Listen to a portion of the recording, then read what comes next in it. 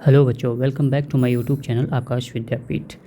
तो आज का जो टॉपिक है वो बेसिकली क्या है कि हम लोग आज IIT JEE एडवांस के कुछ क्वेश्चंस को करेंगे जो कि काफ़ी बेहतरीन क्वेश्चंस हैं और उसमें कुछ ट्रिक भी सीखेंगे, जैसा कि आपको थंबनेल में देख के पता चल ही गया होगा। तो सबसे पहला क्वेश्चन आपको स्क्रीन पे दिख रहा होगा। ऐसे जितने भी क्वेश्चन मिलें आपको, तो मेरा सॉल्यूशन देखने से पहले पॉज करके उन क्वेश्चंस को आप खुद से ट्राई करें, पहले अपना इफ़र्ट लगाएं, क्योंकि एडवांस के क्वेश्चंस को सॉल्व करना है तो आपको क्वेश्चन की डेप्थ में जाना होगा। आपको क्वेश्चन की हर एक चीज़ को बहुत अच्छे से फील करना होगा। अगर एकदम से सॉल्यूशन देख लेंगे तो फिर आपका जो थॉट प्रोसेस है वो डेवलप नहीं कर पाएगा। ठीक है, तो आप देख सकते हो स्क्रीन पे एक बहुत ही बढ़िया सा सवाल है। लिखा हुआ है कि the product of sin 1 degree, sin 3 degree, sin 5 degree, sin 7 degree and so on sin 89 degree, और इन सब का प्रोडक्ट जो है वो 1/2 की पावर n के फॉर्मेट में है। ठीक है, 1/2 की पावर n के फॉर्मेट में। तो अगर इस तरीके से इस फॉर्मेट में होता है तो आपको क्या करना है, n की वैल्यू निकालनी। ठीक है, तो क्वेश्चन समझ में आ ही गया। तो अब आपको ध्यान से देखना होगा कि 1/2 की पावर n आपको लाना है, और इनमें से किसी भी एंगल की वैल्यू आपको नहीं पता है। ना तो 1 की पता है, ना 3 की, ना 7, ना किसी की वैल्यू पता है। सिर्फ एक बीच में आ रहा है एंगल जिसकी वैल्यू आपको पता है, और वो है कौन, sin 45 डिग्री। इसके अलावा आपको किसी की वैल्यू डायरेक्ट नहीं पता है, पहली चीज़। दूसरी चीज़ ये है कि ये सब कुछ सिंप्लीफाई होने के बाद 1/2 की पावर n आ रहा है। ठीक है, तो कहीं ना कहीं ये सारे टर्म्स किसी पर्टिकुलर एंगल्स में कन्वर्ट होंगे या कैंसिल होंगे या कुछ ऐसा होगा जहाँ पे आपको कट पिटा के कुछ 2 की पावर में समथिंग आएगा। तो फिर हम दोनों को इक्वेट करेंगे और फिर n की वैल्यू निकालेंगे। तो इस क्वेश्चन में अगर आप देखें ध्यान से तो एक यहाँ पे थॉट मिल रहा है इस क्वेश्चन के लिए कि अगर मैं, जैसे मैं sin 1 डिग्री है ना, इसको जो नंबर छूट रहे हैं बीच के, जैसे 1 के बाद 3 आ रहा है, 2 छूट रहा है, 3 के बाद 5 आ रहा है, 4 छूट रहा है, इसी तरीके से 89 के पहले 88। तो मैं ऐसा करता हूँ कि इवन नंबर वाले साइन के साथ मल्टीप्लाई करता हूँ और उसी से डिवाइड करता हूँ। अब आप सोचोगे कि ऐसा मैंने क्यों सोचा, तो क्यों ऐसा मैंने सोचा, क्योंकि इसका कैलकुलेशन एक स्टेप मैंने मन में कैलकुलेट किया। आप भी पॉज करके थोड़ा सा एनालाइज करिए कि ऐसा क्यों किया गया होगा। तो मैं स्टेप लिखता हूँ, sin 1 degree, sin 2 degree, sin 3 degree, sin 4 degree, ठीक है, sin 5 डिग्री, और बस रहने देते हैं डॉट डॉट डॉट। इसी तरीके से लास्ट वाला क्या रहेगा, sin 89 डिग्री। इससे पहले किसको रखूँगा, sin 88 डिग्री। sin 88 मैं इसलिए रख रहा हूँ क्योंकि इवन वाले से मैं मल्टीप्लाई करता चल रहा हूँ, तो sin 88 डिग्री। ठीक है ना, और इसी से मैं डिवाइड कर देता हूँ। किससे डिवाइड कर देता हूँ, sin 2 इंटू sin 4 डिग्री, ये सब डिग्री में है, into sin 6 degree and so on sin 88 degree, और ये बराबर 1/2 की पावर n कर दिया।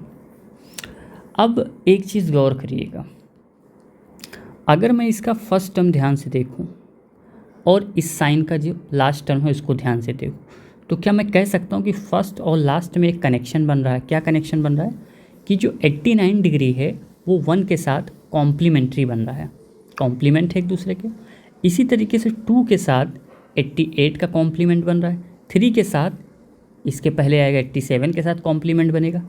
बात समझ में आ गई। तो मैं ऐसा करता हूँ, इन सब का पेयर बना लेता हूँ। मैं इसको लिखता हूँ sin 1 डिग्री, और लास्ट वाला जो sin 89 है इसको मैं क्या लिख सकता हूँ, cos 1 डिग्री। क्यों, क्योंकि sin 90 माइनस थीटा क्या होता है, cos थीटा। तो लास्ट वाले को मैंने पकड़ा, उसको लिख दिया cos 1 डिग्री। इसी तरीके से सेकेंड टर्म को मैंने पकड़ा sin 2 डिग्री। इसके साथ मैंने लास्ट वाला जो sin 88 है इसको मैं बच्चों लिख सकता हूँ cos 2 डिग्री लिख सकता हूँ, क्योंकि sin 90 माइनस थीटा बराबर cos थीटा। इसी तरीके से मैं लिखूँगा, है ना। तो आप कहोगे कि सर लास्ट में क्या लिखा जाएगा, आप सोचिए, टोटल जो टर्म है अगर आप ध्यान से देखें तो न्यूमरेटर में टोटल कितने टर्म्स लिखे गए हैं, 89 टर्म्स हैं।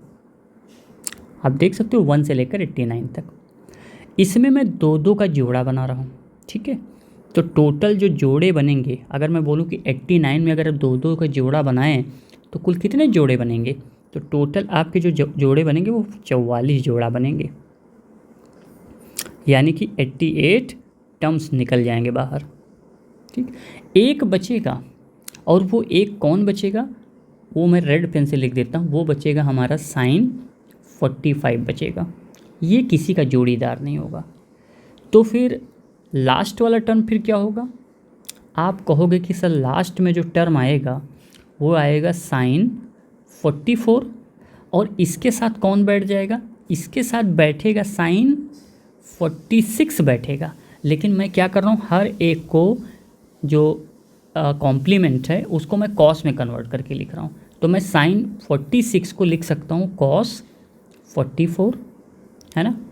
ये हो गया टोटल, आप देख सकते हो टोटल कितने डब्बे बन गए, ये हो गया 1, ये हो गया 2, ऐसे करते करते लास्ट में 44 तक गए, तो 44 जोड़े बनेंगे। इनटू में sin 45 डिग्री डिवाइडेड बाई फिर से sin 2 degree, sin 4 degree, sin 6 degree, और लास्ट में sin 88 डिग्री, ठीक है। अब आपने जैसे ही sin 1 cos 1 देखा, दोनों के एंगल सेम देखा, तो आपके मन में तुरंत ये फॉर्मूला उछलने लगेगा कि sin a into cos a ये बराबर होता है sin 2a अगर 2 से मल्टीप्लाई कर दिया जाए तो, ठीक है। तो मैं ऐसा करता हूँ, हर एक टर्म को 2 से मल्टीप्लाई करता हूँ। तो टोटल कितनी बार मैंने 2 से मल्टीप्लाई किया, 44 बार, क्योंकि डब्बों की संख्या कितनी है, 44 डब्बे बनाए गए न्यूमरेटर में। तो मैं नीचे भी 2 को 44 बार गुणा करूँगा, तो मैं लिखूँगा 2 की पावर 44, ये बराबर 1/2 की पावर n होगा, ठीक है। अब पहला वाला जो डब्बा है, ये वाला डब्बा, इसकी वैल्यू कितनी आएगी, इसकी वैल्यू आ जाएगी sin 2 डिग्री, है ना। दूसरा वाला जो डब्बा है उसकी वैल्यू कितनी आएगी, sin 4 डिग्री। इसी तरीके से अगला आएगा sin 6 डिग्री, और लास्ट वाला जो डब्बा है, ये वाला डब्बा, इसकी वैल्यू कितनी आएगी, 44 का दूना sin 88 डिग्री, और डिवाइडेड बाई 2 की power 44 into sin 2 degree, sin 4 degree, last में sin 88 डिग्री, और इसके साथ अंतिम वाला वैल्यू क्या लिखा था, sin 45, इसकी वैल्यू होती है 1/√2, ये बराबर 1/2 की पावर n। आप देख पा रहे हो कि सारे के सारे साइन वाले टर्म्स न्यूमरेटर डिनोमिनेटर से कैंसिल हो जाएंगे। क्या बचेगा, 1/2 की पावर 44, और √2 को लिख सकते हो 2 की पावर 1/2। तो यहाँ पर ये दोनों मर्ज हो जाएंगे, तो ये कितना आएगा, 1/2 की पावर 44, और उसमें 1/2 जोड़ेंगे तो 44 × 88 और 1 89, यानी 89/2 बराबर 1/2 की पावर n। तो यहाँ से कंपेयर करेंगे तो n की वैल्यू कितनी आ गई, 89/2। यही हो जाएगा हमारा आंसर। आई होप आपको ये क्वेश्चन समझ में आ गया होगा, बहुत ही बढ़िया सवाल है। चलिए बढ़ते हैं नेक्स्ट। अब आपके सामने स्क्रीन पे अगला क्वेश्चन है।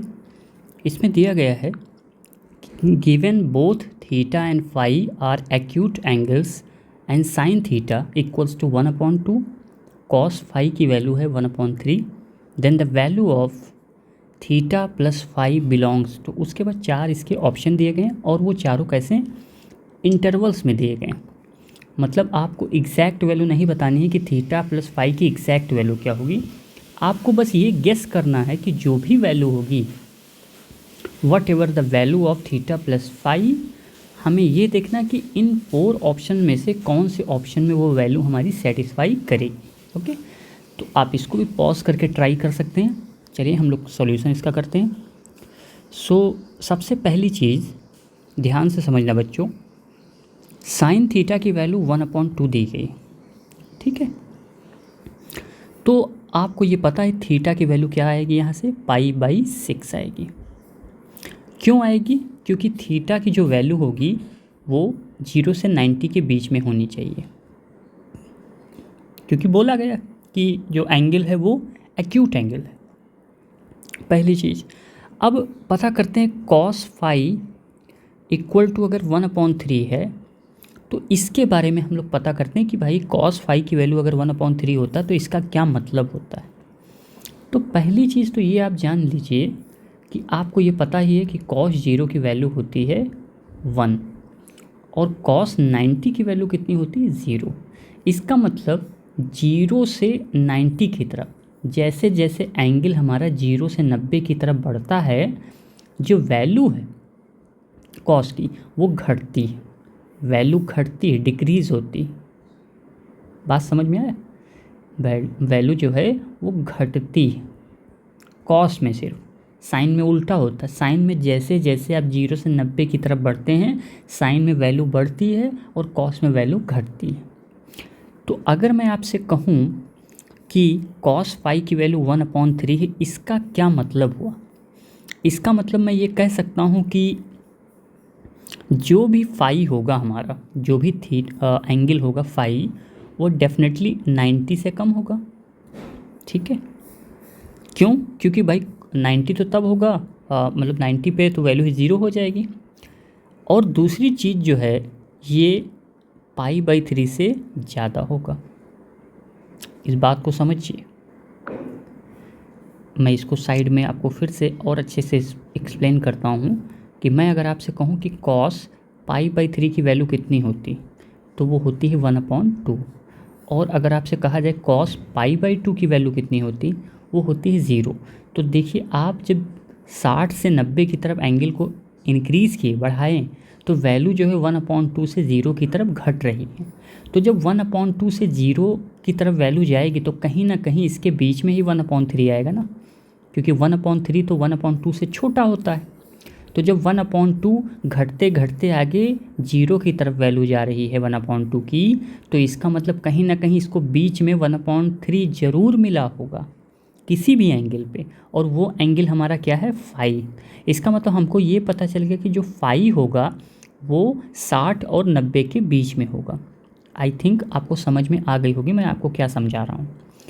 ओके, अब इसने क्वेश्चन में पूछा है थीटा प्लस फाई के बारे में बताइए।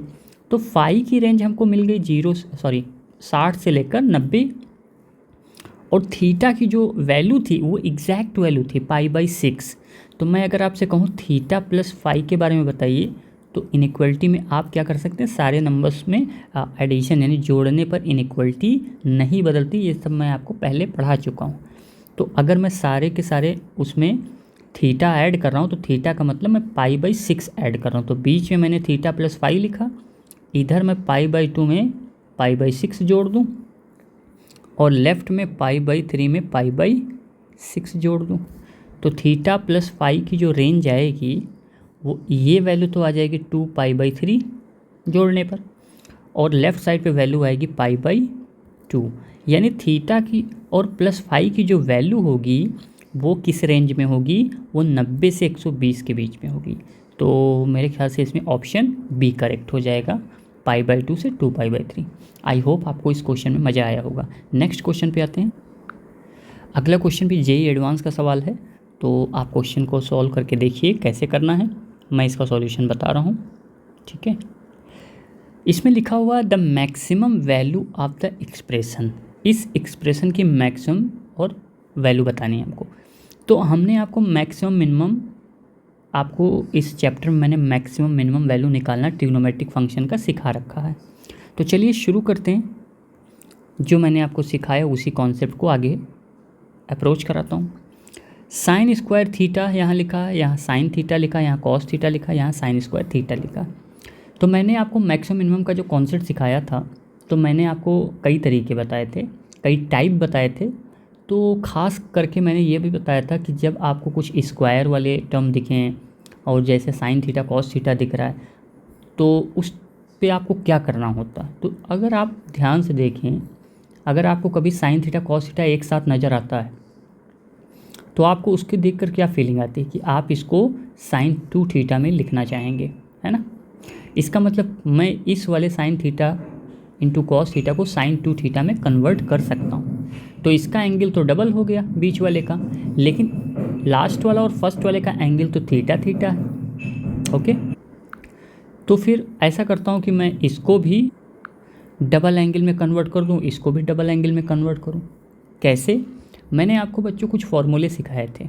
जैसे मैंने आपको बताया था साइन स्क्वायर थीटा बराबर होता है 1 माइनस कॉस 2 थीटा बाई 2, और कॉस स्क्वायर थीटा बराबर मैंने आपको सिखाया था 1 plus cos 2 theta by 2। Same angle हो जाएंगे डबल डबल। तो इसी कॉन्सेप्ट का यूज करता हूँ मैं। साइन स्क्वायर थीटा की जगह मैं लिख देता हूँ 1 minus cos 2 theta by 2 plus ये जो 3 साइन थीटा कॉस थीटा इसको मैं लिख दूँ 3 बाई 2 और 2 sine theta into cos theta, माने इसको मैंने 2 से मल्टीप्लाई किया और 2 से डिवाइड कर दिया। और 5 जो कॉस स्क्वायर थीटा इसके जगह पे मैं लिख सकता हूँ 1 प्लस कॉस 2 थीटा बाई 2, है ना। अब आप देख पा रहे होंगे कि हर जगह बाई 2 है, तो एलसीएम तो सेम हो गया। अब ये नंबर ऊपर चला जाएगा, यानी 2 ऊपर पहुंच गया, तो नीचे क्या बचेगा उसको लिख लेते हैं 1 माइनस कॉस 2 थीटा प्लस, अच्छा ये वाला जो बीच वाला टर्म है इसको मैं लिख सकता हूँ 3 साइन 2 थीटा लिख सकता हूँ, और उसके बाद अंदर लिख सकता हूँ 5 प्लस 5 कॉस 2 थीटा लिख सकता हूँ। ओके, अब डिनोमिनेटर को और सिंप्लीफाई करें। ये 5 है और ये 1 है, तो 5 और 1 हो गए 6, है ना, और प्लस 3 साइन 2 थीटा और 5 कॉस 2 थीटा में से कॉस 2 थीटा घट जाएगा तो आएगा 4 कॉस 2 थीटा। अब आप ज़रा सोचिए, मैंने आपको एक फॉर्मूला बताया था कि जब भी कभी हम a cos x plus b sin x के मैक्सिमम और मिनिमम वैल्यू की बात करते हैं तो इसकी मैक्सिमम वैल्यू मैंने बताई थी under root A square plus B square, और इसकी minimum value minus under root A square plus B square. तो क्या मैं इस वाले टर्म में, बीच वाले में, इस फार्मूला के बारे में सोच सकता हूँ? और अगर मैं सोचता हूँ तो एक चीज़ और गौर करिएगा, हमें क्या करना था, इस पूरे एक्सप्रेशन के, ध्यान से समझिएगा मैं क्या समझा रहा हूँ। ये जो मैं पूरा एक्सप्रेशन जिसको मैंने ब्रैकेट्स में लिखा, इसको मुझे क्या करना है, मैक्सिमम करना है पूरे ब्रैकेट्स को। तो अगर मुझे इस पूरे एक्सप्रेशन को मैक्सिमम करना है जिसका न्यूमरेटर जो है वो फिक्स है, तो अगर मुझे इस पूरे ब्रैकेट को मैक्सिमम करना है तो मुझे इसके डिनोमिनेटर को क्या करना पड़ेगा, मिनिमम करना पड़ेगा। डिनोमिनेटर जितना छोटा होगा ओवरऑल ये ब्रैकेट उतना ही ज़्यादा मैक्सिमाइज हो जाएगा। ठीक है, यानी अगर आप डिनोमिनेटर घटाते हैं, डिनोमिनेटर की वैल्यू कम करते हैं, तो जाहिर सी बात है कि पूरा जो है ब्रैकेट वो वैल्यू इंक्रीज़ करेगा। ठीक है, इसको थोड़ा सा फील करिए। तो मुझे क्या करना है, अब मेरा एक ही पर्पज़ रह गया कि मैं इसके डिनोमिनेटर को मिनिमाइज़ कर दूँ। ठीक है, अब आप जो नंबर 6 है इसका तो कुछ बिगाड़ नहीं सकते, क्योंकि ये तो नंबर 6 है, फिक्स है। इसको तो ना आप मैक्सिमम कर सकते हैं ना मिनिमम कर सकते हैं, वो तो 6 ही रहेगा। आप अगर कुछ कर सकते हैं तो जो मैंने ग्रीन हाईलाइट किया है 3 sine 2 theta plus 4 cos 2 theta, इसी को मिनिमाइज़ कर सकते हैं, यानी इसकी मिनिमम वैल्यू आप निकाल सकते हैं। तो ऐसा करता हूँ मैं 3 sine 2 theta plus 4 cos 2 theta की मिनिमम वैल्यू पूछता हूँ आपसे कितना होगा। तो आप कहोगे कि सर माइनस अंडर रूट 3 का स्क्वायर प्लस 4 का स्क्वायर, तो माइनस अंडर रूट 9 प्लस 16, यानी अंडर रूट के अंदर आ गया 25, तो इसकी मिनिमम वैल्यू आ गई -5। तो बस अगर आपको एक्सप्रेशन की मैक्सिमम वैल्यू चाहिए, मैक्सिमम वैल्यू, तो आप क्या लिखोगे 2/6 माइनस, और जो ग्रीन वाला हाईलाइटेड है उसके जगह आ जाएगा 5, तो 2/1, यानी इस क्वेश्चन की मैक्सिमम वैल्यू होगी कितनी, 2। ओके, नेक्स्ट पे आते हैं, अगले क्वेश्चन पे। अब अगला क्वेश्चन बच्चों है, ये भी बहुत ही बेहतरीन सवाल है। The positive integer value of n greater than 3, इस बात को नोटिस करिएगा कि ऐसा n जो पॉजिटिव हो और n 3 से बड़ा हो। ठीक है, सेटिस्फाइंग द इक्वेशन, आपको एक इक्वेशन दी गई है साइन में। ठीक है। तो क्या है वो इक्वेशन और उसमें क्या क्या चीज़ें दी गई हैं, तो मैं इसको एक बार यहाँ लिख लेता हूँ। 1 sin pi by n equals to 1 sin 2 pi by n plus 1 sin 3 pi by n। ऐसा करता हूँ मैं कि इसको सिंप्लीफाई करने से पहले लेट पाई बाई n को मैं थीटा मान लेता हूँ, ताकि थोड़ा सा सिंपल दिखे, वरना आप लोगों को जो पाई बाई n में थोड़ा कन्फ्यूज़न हो सकती है। सिंप्लीफाई करने के बाद लास्ट में जहाँ पे थीटा होगा वहाँ मैं पाई बाई n को वापस से रख दूँगा, ठीक है। तो इसको मैं लिख सकता हूँ 1 sin theta is equal to 1 sin 2 theta plus 1 sin 3 theta, ठीक है। अब इसमें क्या करते हैं, एलसीएम ले लेते हैं। sin 2 theta into sin 3 theta LCM, तो ऊपर क्या आ जाएगा, sin 3 theta plus sin 2 theta, okay. और यहाँ 1 sin थीटा वैसे ही रहेगा। अब sin 3 थीटा को ऐसे ही रहने देते हैं, प्लस sin 2 थीटा। ये जो नीचे sin 2 थीटा नीचे वाला दिख रहा है, इसको मैं लिख सकता हूँ 2 sin theta into cos theta, और इसके साथ में बाकी sin 3 थीटा। ये बराबर है 1 sin थीटा के। आप देख सकते हो sin थीटा से sin थीटा कट जाएगा, बाकी जो बचा 2 cos थीटा और sin 3 थीटा, उसको क्रॉस मल्टीप्लाई करके लेफ़्ट साइड भेज दो। तो 2 sin 3 theta into cos theta बराबर sin 3 theta plus sin 2 theta. अब यहाँ पे बच्चों 2 sin a cos b का फॉर्मूला लग जाएगा। 2 sin a cos b, ये फॉर्मूला आपने पढ़ रखा है। क्या होता है, sin a plus b plus sin a minus b, ठीक है। इस फॉर्मूले का यूज़ हम करेंगे लेफ्ट हैंड साइड पे। तो sin a प्लस बी यानी 4 theta plus sin a minus B यानी 2 theta, sin 2 theta is equal to sin 3 theta plus sin 2 theta. आप देख सकते हो sin 2 थीटा कैंसिल हो जाएंगे। जो बाकी बचा उसको देखते हैं, क्या बचा, sin 4 theta is equal to sin 3 theta. अब साइन की जो वैल्यू होती है पॉजिटिव होती है कौन कौन से क्वाड्रेंट में, फर्स्ट में और सेकंड में, ठीक है। तो एक तो तरीका है कि आप दोनों पक्षों से साइन को हटा दो, तो यहाँ से आपको 4 थीटा बराबर 3 थीटा दिखेगा, और फिर वहाँ से आपको कुछ नहीं निकलेगा, क्योंकि 4 थीटा बराबर 3 थीटा तो बराबर होंगे ही नहीं। इसका मतलब आप दोनों तरफ से साइन नहीं ऐसे हटा सकते, तो फिर क्या किया जाए। तो एक और तरीका हम जानते हैं कि सेकेंड क्वाड्रेंट में भी साइन पॉजिटिव होता है, यानी हम इसको लिख सकते हैं sin 4 theta is equal to sin pi minus 3 theta, ऐसा भी लिख सकते हैं। अब आप दोनों तरफ से साइन को हटा दीजिए, तो क्या मिलेगा, 4 theta equals to pi minus 3 theta. Minus 3 theta को इधर ले आइए, तो 4 theta plus 3 theta is equal to pi, so 7 theta is equal to pi. तो थीटा की वैल्यू कितनी आ गई, पाई बाई 7, और थीटा आपने एज्यूम क्या किया था, माना क्या था, पाई बाई n। तो पाई बाई n बराबर पाई बाई 7, तो यहाँ से आपको n की वैल्यू कितनी मिल गई, 7। सो 7 is the answer. I hope आपको ये क्वेश्चन समझ में आ गया होगा, ओके। अब बच्चों अगला जो क्वेश्चन है वो आज की क्लास का आखिरी सवाल है। ये जो है जेई एडवांस 2022 का सवाल है, बहुत ही बेहतरीन सवाल है ये। इसमें लिखा हुआ late alpha beta be the real number such that, alpha beta की जो वैल्यू है वो उसकी कुछ रेंज दी गई -π/4 से π/4, ठीक है। और दो कंडीशन भी दी गई, साइन अल्फ़ा प्लस बीटा की वैल्यू 1/3 है, और कॉस अल्फ़ा माइनस बीटा की वैल्यू ये है 2/3, ठीक। ये दो वैल्यू आपको दी गई। अब उसके बाद आपसे पूछा क्या जा रहा है उसको भी समझिए।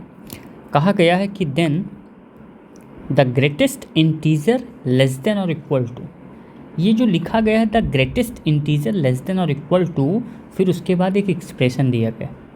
इसका मतलब ये होता है बच्चों कि इस एक्सप्रेशन की वैल्यू निकालिए with the help of given condition. आपको जो भी वैल्यू मिलती है, जो भी नंबर मिलता है, उसका ग्रेटेस्ट इंटीजर निकालना।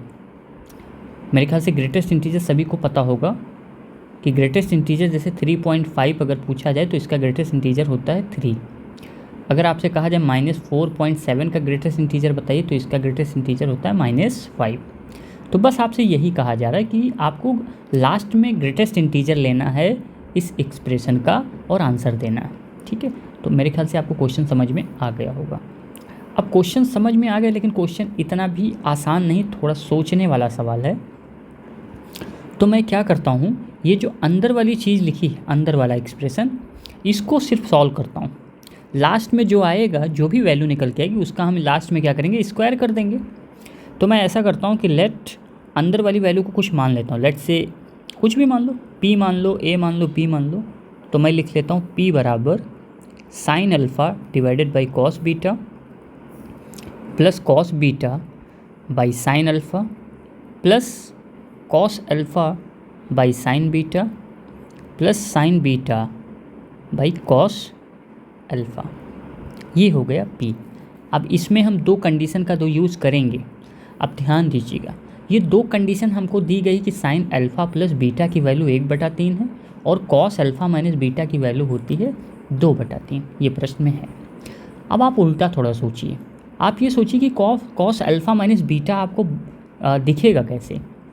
तो आपको कॉस अल्फ़ा माइनस बीटा देखने के लिए आपको ये सोचना पड़ेगा कि कॉस अल्फ़ा माइनस बीटा का फॉर्मूला क्या होता है।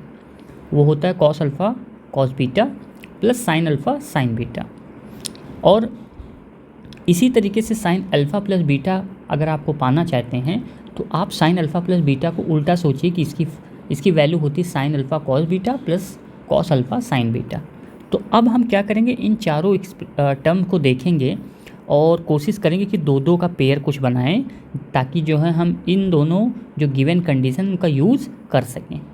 तो बच्चों अगर ध्यान दीजिए, अगर आपने पहले दूसरे को आपने एक पेयर बनाया और थर्ड और लास्ट वाले को एक पेयर बनाया, तो देखो आप एलसीएम जब लेंगे कॉस बीटा और साइन अल्फ़ा, तो ये साइन अल्फ़ा जो है वो ऊपर वाले साइन अल्फ़ा से मल्टीप्लाई करेगा तो साइन स्क्वायर अल्फ़ा बनेगा, और कॉस बीटा से करेगा तो कॉस स्क्वायर बीटा बनेगा। तो आपको कोई फार्मूला नहीं दिख रहा होगा। Sine square alpha plus cos square beta, इसके बारे में कुछ भी नहीं कह सकते आप कि क्या होगा क्या नहीं होगा।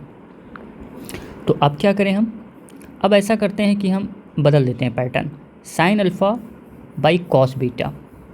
ठीक है, और इसके साथ मैं किसको बैठा दूँ, थर्ड वाले को, cos alpha by sine beta. ये मैंने ले लिया। ये फर्स्ट के साथ थर्ड वाला आ गया और सेकंड के साथ फोर्थ वाला आ जाएगा। तो cos beta divided by sine alpha plus sign beta divided by cos alpha. अब एलसीएम लीजिए, तो ऊपर फॉर्मूला बन गया साइन अल्फ़ा साइन बीटा, पहला वाला ब्रैकेट को मैं सॉल्व कर रहा हूँ, एलसीएम मैंने ले लिया है cos beta into sine beta.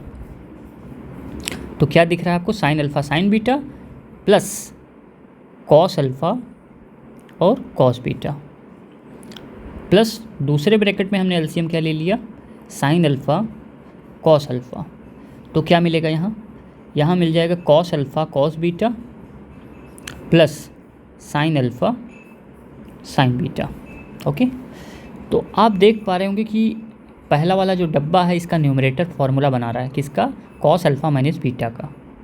तो cos alpha minus beta divided by cos beta.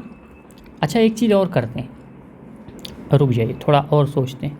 हमको कॉस बीटा और साइन बीटा भी दिख रहा है, तो जब भी कभी हम कॉस और साइन को एक साथ देखते हैं और दोनों का एंगल बराबर होता है तो फीलिंग आती है कि इनको 2 से मल्टीप्लाई कर दो, ताकि 2 साइन ए कॉस ए बराबर साइन 2a वाला फार्मूला बन जाए। इसी तरीके से यहाँ पर भी 2 से मल्टीप्लाई कर दूँ। तो इसको बैलेंस करने के लिए मैं क्या करूँ कि ऐसा करता हूँ, मैं ब्रैकेट बना दूँ बड़ा सा और बाहर मैंने 2 से ऊपर मल्टीप्लाई कर दिया। बात समझ में आ गई ना। अगर नीचे से 2 कॉमन लेंगे तो ऊपर वाले 2 से कैंसिल हो जाएगा और बैलेंस हो जाएगा। तो मैं इसको ऐसे लिखूँ, 2 ब्रैकेट के बाहर, यहाँ पहले वाले डब्बे का फॉर्मूला बनेगा कॉस अल्फ़ा माइनस बीटा और नीचे बन जाएगा साइन 2 बीटा, प्लस दूसरा वाला डब्बा उसका भी फॉर्मूला ऊपर बनेगा cos alpha minus beta divided by sine 2 alpha, right. अब उसके बाद क्या किया जाए, ऊपर से हमको देखो cos alpha minus beta common दिख रहा है, तो 2 कॉस अल्फ़ा माइनस बीटा मैंने कॉमन निकाला। अंदर क्या बचा, 1 upon sine 2 beta plus 1 upon sine 2 alpha, right. अब इसके बाद क्या किया जाए, इसके बाद इसमें एलसीएम वगैरह लेते हैं। किसको एलसीएम ले लें, ये 2 साइन बीटा और साइन 2 अल्फ़ा और साइन 2 बीटा को एलसीएम लेते हैं। तो 2 कॉस अल्फ़ा माइनस बीटा, ये आ जाएगा इधर sine 2 alpha plus sine 2 beta divided by sine 2 alpha into sine 2 beta, ठीक है। अब इस साइड देखिए, आपको यहाँ पर न्यूमरेटर में थोड़ा फॉर्मूला जैसा कुछ दिख रहा होगा, चलिए यहीं पे अभी लिख लेते हैं एक line, 2 cos alpha minus beta तो वैसे ही रहेगा, साइन ऊपर जो लिखा हुआ है sine 2 alpha plus sine 2 beta, इसको देख के आपको sine C plus sine D की फीलिंग आ रही होगी, तो मुझे भी वही फीलिंग आ रही है। तो ऐसा करता हूँ, 2 sine C plus D by 2, तो 2 अल्फ़ा प्लस 2 बीटा बाई 2 करेंगे, 2 कॉमन हो जाएगा, कट जाएगा, तो आएगा कितना, 2 sine alpha plus beta into sine into cos 2 alpha minus 2 beta by 2 होगा, 2 फिर से कॉमन लेकर कैंसिल कर देंगे, तो कॉस अल्फ़ा माइनस बीटा आ जाएगा, ठीक है। अच्छा, और एक काम किया जा सकता है इसमें कि नीचे जो लिखा हुआ था साइन 2 अल्फ़ा साइन 2 बीटा, इसको मैं क्या करूं, 2 से मल्टीप्लाई कर देता यहाँ पे और ऊपर 2 से मल्टीप्लाई कर देता। ऐसा मैं इसलिए कर रहा हूँ क्योंकि मुझे 2 साइन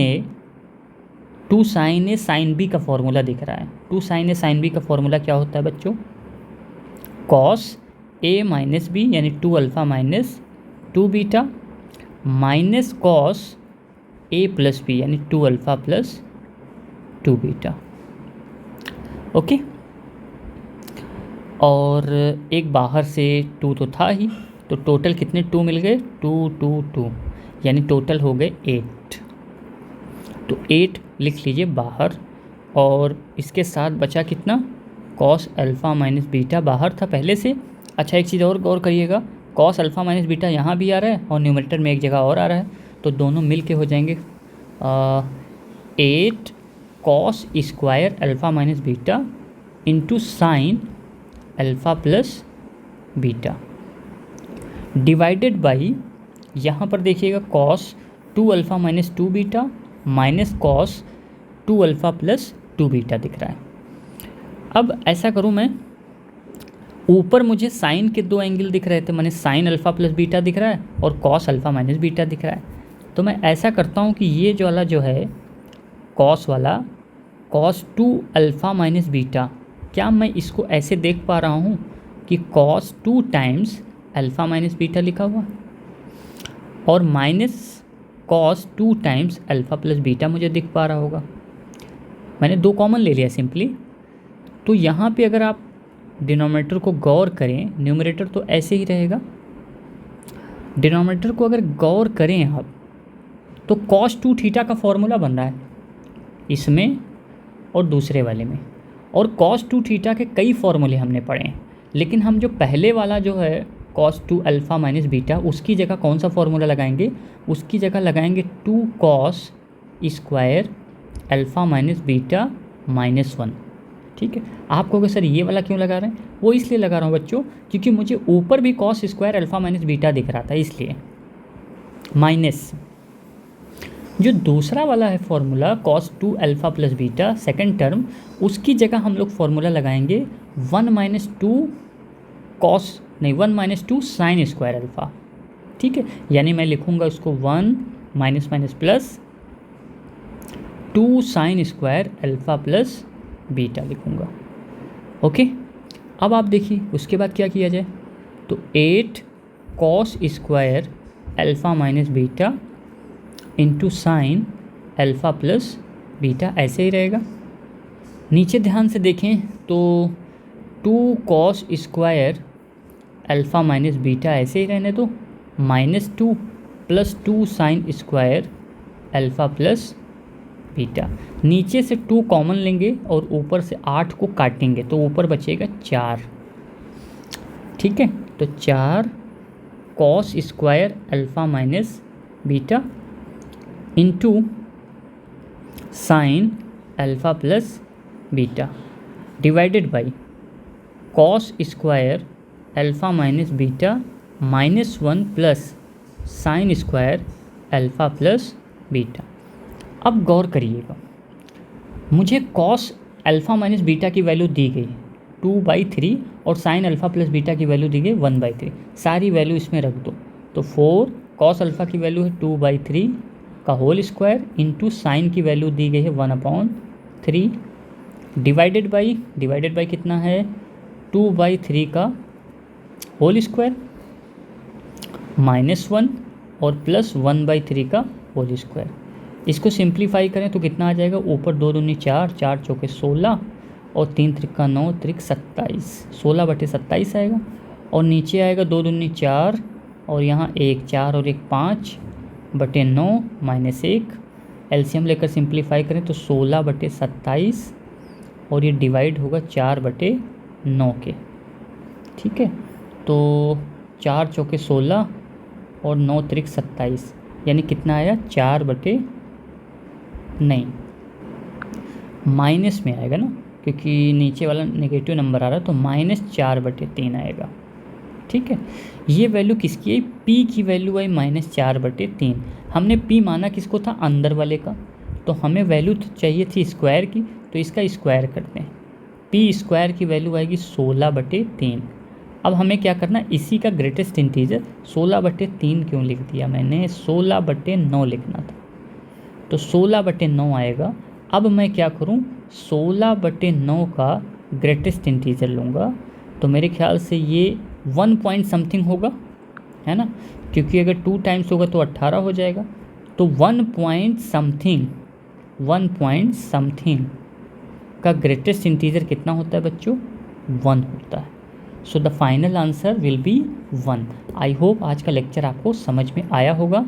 तो ये कंपाउंड एंगल का लास्ट लेक्चर था।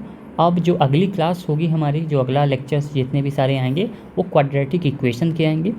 बाकी आप लोग प्रैक्टिस करते रहिए और इन क्वेश्चंस को एक बार फिर से सॉल्व ज़रूर करिएगा। So thank you so much, have a nice day.